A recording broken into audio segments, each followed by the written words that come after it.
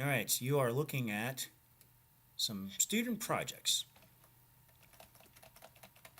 brought to you by Curious Marineland. So what we did first was we copied down notes like we do. We copied down the 7 characteristics of living things. Now, if you were to look here, you might say, well, shouldn't there be 8? You can have a whole bunch of different discussions with biologists, and they'll all come up with the reasonings for why they have 7 or 8. Then we added some notes, and then I cut them loose to work on a project, the mini project. Kind of like this. This is what they did.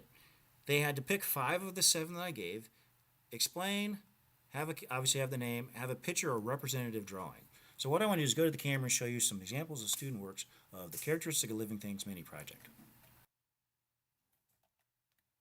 All right, and I want to, real quick, just make sure I'm still recording. All right, good.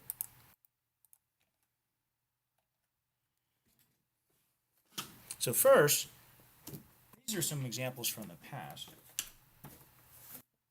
And so this student has heredity, metabolism, they've got reproduction, asexual and sexual reproduction, growth and development. Now, one of them is called responsiveness. Now this student, let me go and change the camera angle here. If you remember the saying, King Henry died Monday drinking chocolate milk, well, this student decided to make that as a response and stimulus, and saying that he's lactose intolerant and he's getting sick drinking milk. So now, what I also emphasize, I'm going to show a couple different examples. Metabolism, the sum total of all the biochemical reactions, and that's from years ago. This year we added to metabolism, so I want to show you some other examples and I'll say what I mean about that. All right, so the boxes didn't have to be big. They didn't have to have tissue in them, all right? But, so this shows growth and development, again, reproduction, metabolism, cellular organization, which is something that we kind of stressed this year as well. Let's look at this one. So here's their responsiveness. And then metabolism, they went into catabolic and anabolic reactions, which is very, very detailed. All right. Growth and development from a cell onto a multicellular organism. And some pretty good stuff. Now, let's look at some other examples. Here we go. Growth and development. Homeostasis, balance. That's very good. Reproduction. Heredity. Again, growth and development. And then responsiveness. So, I mentioned metabolism. I'm going to show this one. Because this student has metabolism where they stress an autotroph and a heterotroph getting energy. Right? The chemical reactions of the body, how we process food, good homeostasis. But this one, passing genes on cellular, let's just go to metabolism. This year, I've been stressing, as we said, the sum total of all the biochemical reactions, and usually it's centered around energy. So we did this. 3 things. How do you obtain energy, process energy, use energy? That's really where we're going with our theme this year. And then this student also had cellular organization, showing unicellular all the way to multicellular to the whole organism. If you are doing this as a teacher and you want to get tissue, well, have them put it in a box. And this student decided to make the tissue accessible without ruining their box, which was good. Again, good cellular organization, more detail, but more description, smaller picture. But they've got some really good material here. I'm covering student names here. All right, now, they didn't have to do it as a box. Some did it as a PowerPoint or a Google slide. And then some did flashcards, like this student. So, and then you can just see they did flashcards, very detailed.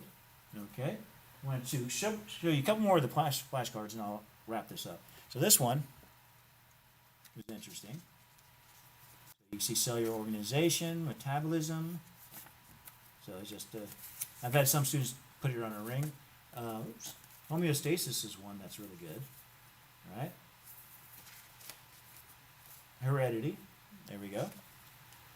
Responsiveness. Now, 2 more. Now let's zoom in on this one. So they did the cellular organization. That was really good.